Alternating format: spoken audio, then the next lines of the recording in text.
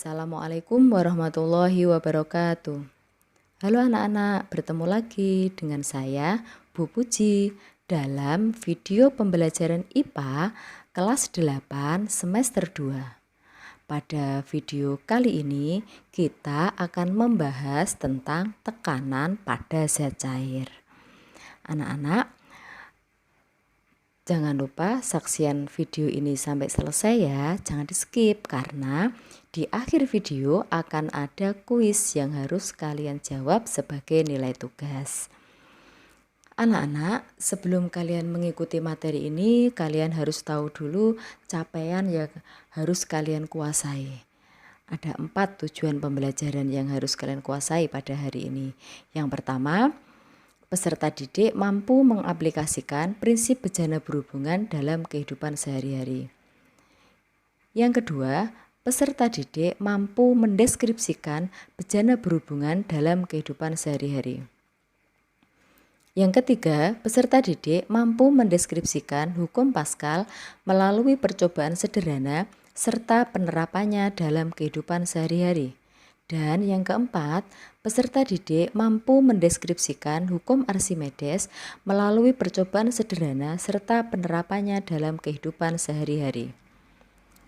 Nah, anak-anak, pada materi tekanan zat cair ada beberapa materi yang akan kita bahas.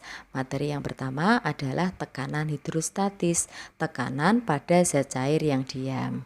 Apa itu tekanan hidrostatis? Tekanan hidrostatis itu adalah tekanan di dalam zat cair yang disebabkan oleh berat zat cair. Tekanan hidrostatis dipengaruhi oleh kedalaman. Semakin dalam maka tekanannya semakin besar. Anak-anak, silakan kalian perhatikan gambar tersebut. Di sini ada gambar tabung, kemudian diberi 3 lubang.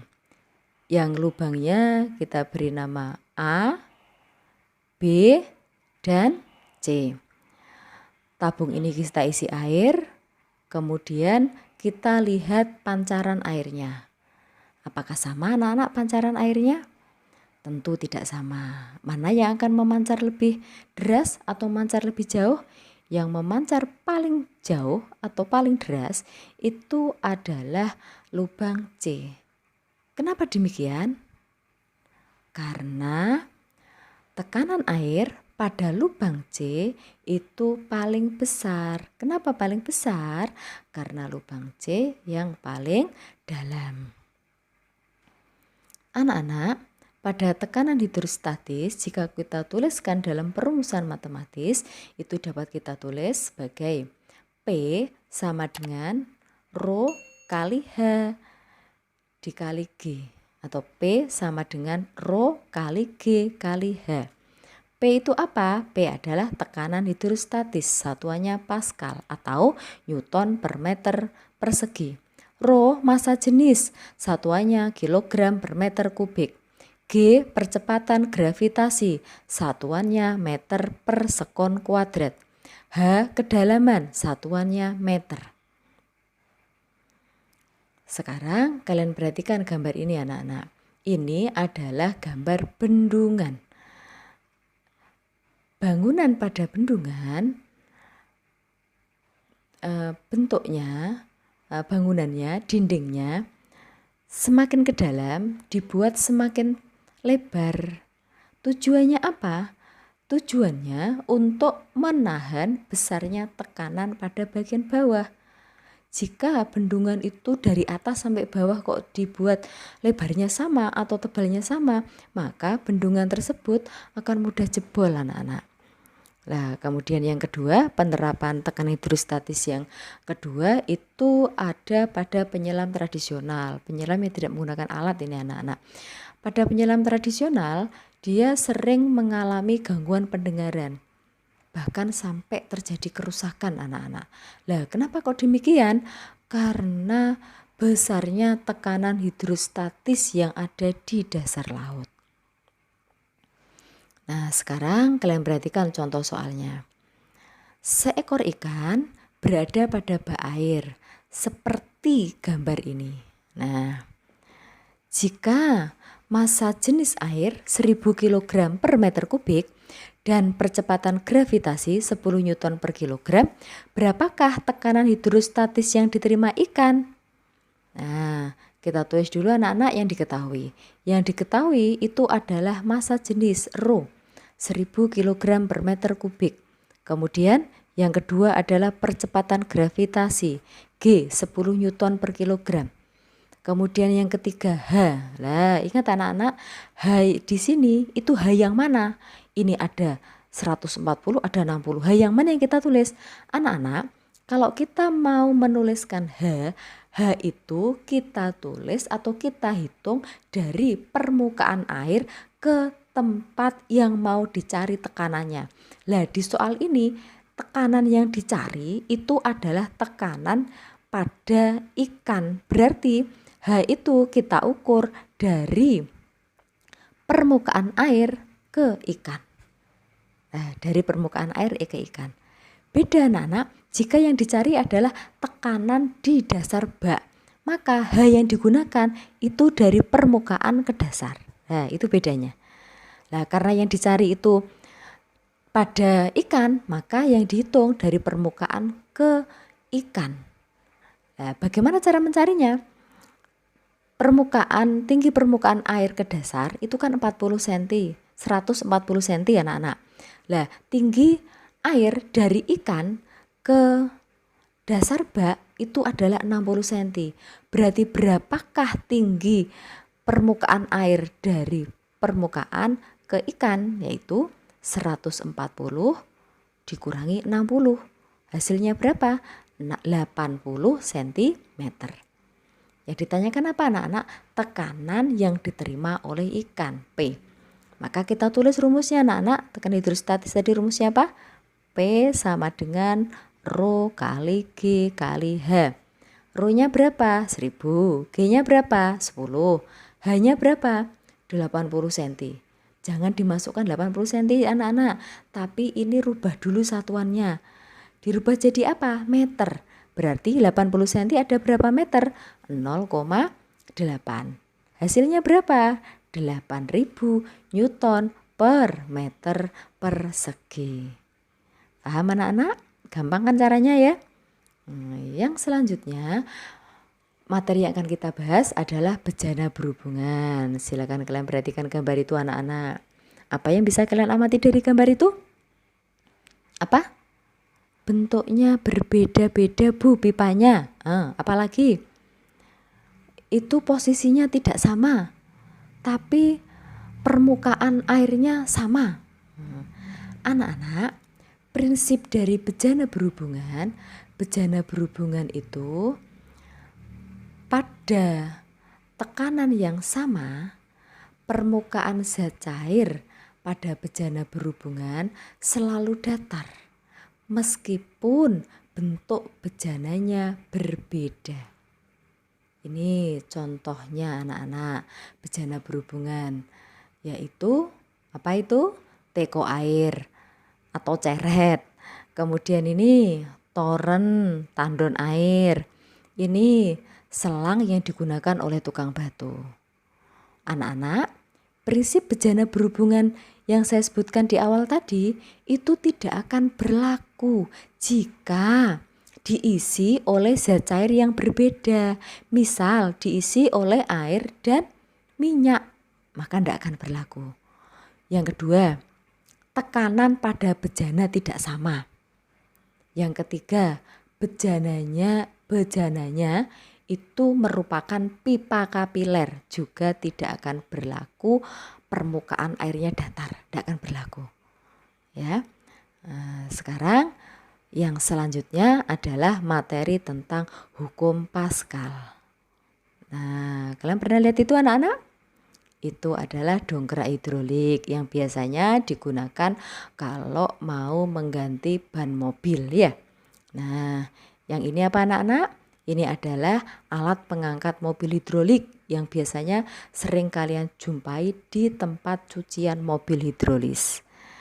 Anak-anak, mobil yang begitu besarnya itu begitu mudahnya diangkat dengan menggunakan alat-alat itu. Kira-kira mengapa demikian? Dia menggunakan prinsip apa?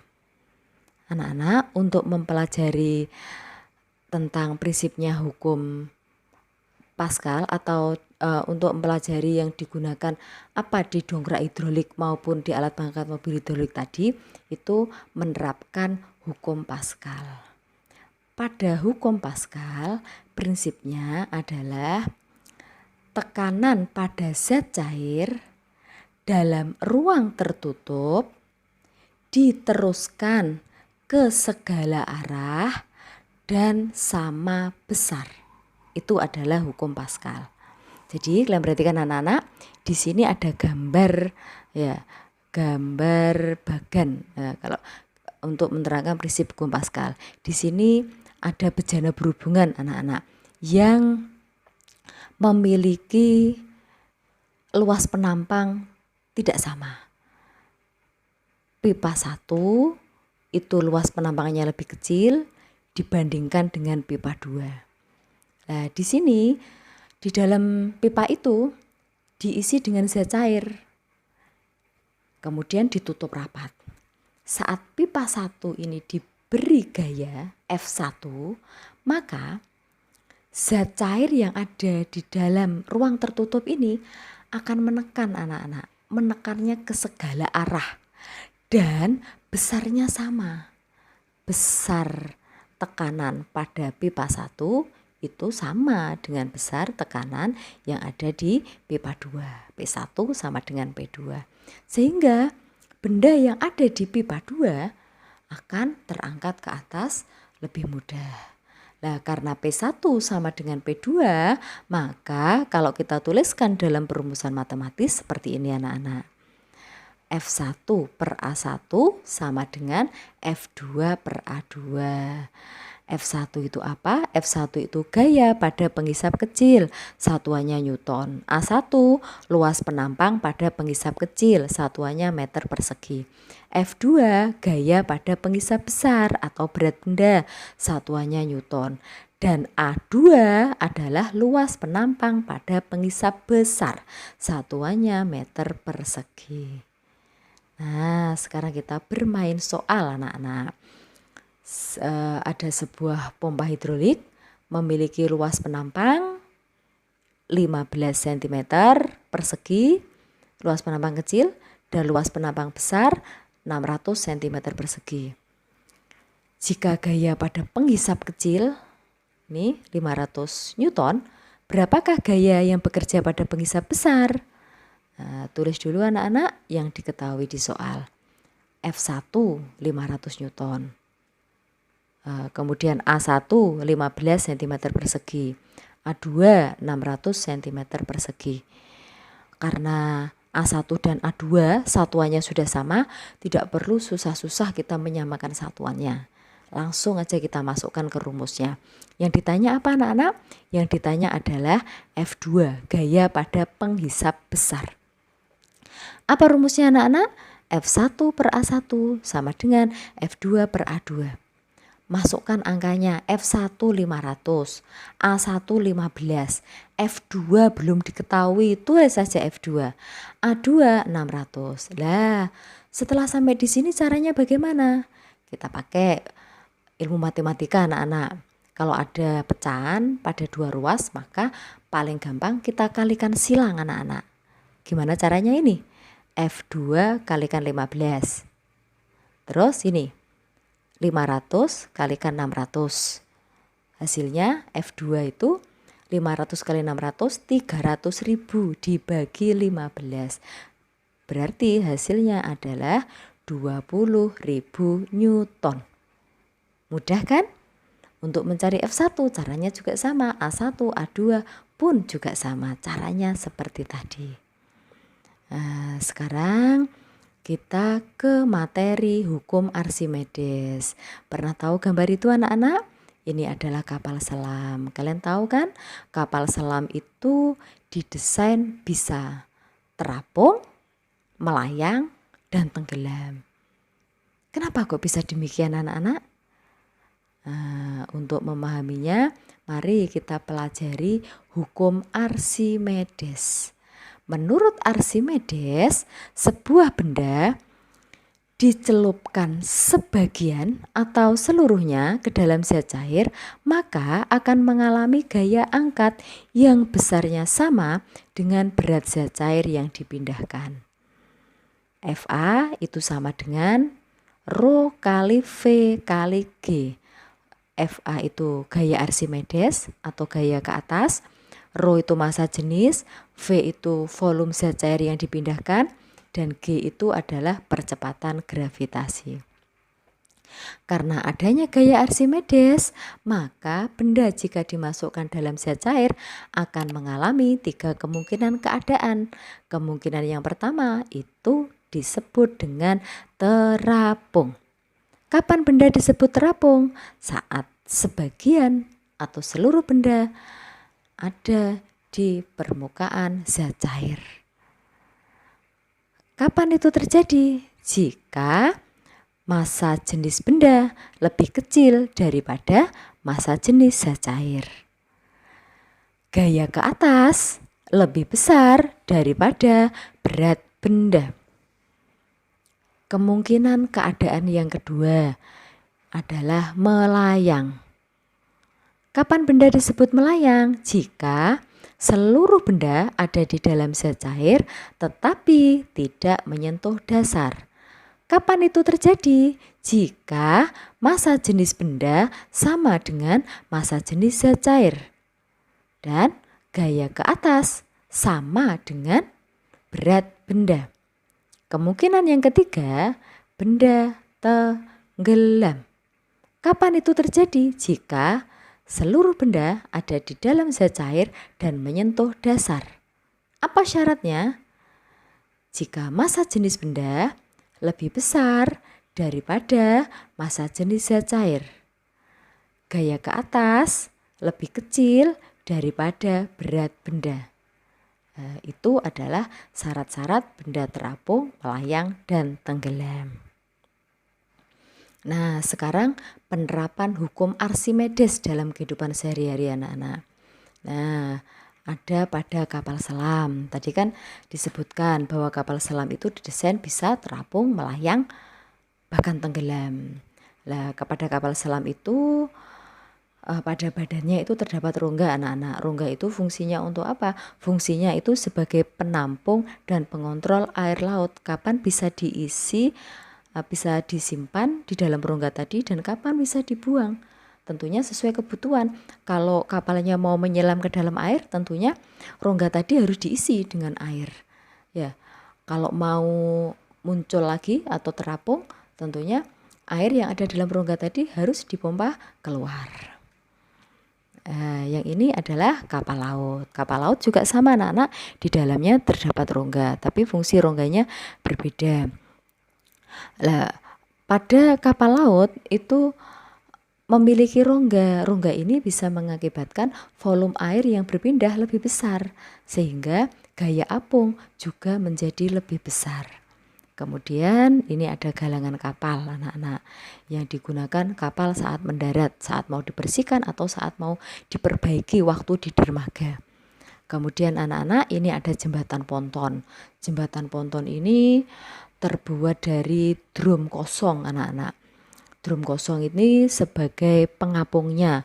Kemudian di atasnya diberi kayu untuk jalan.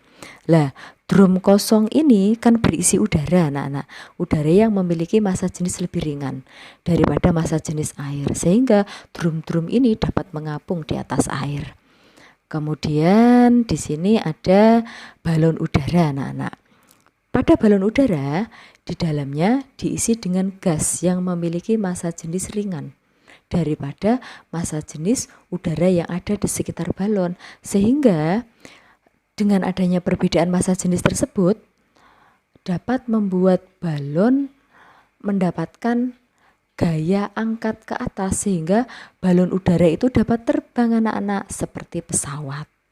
Itu adalah penerapan hukum Archimedes. Nah, sekarang tiba saatnya evaluasi. Silakan siapkan buku dan alat tulis.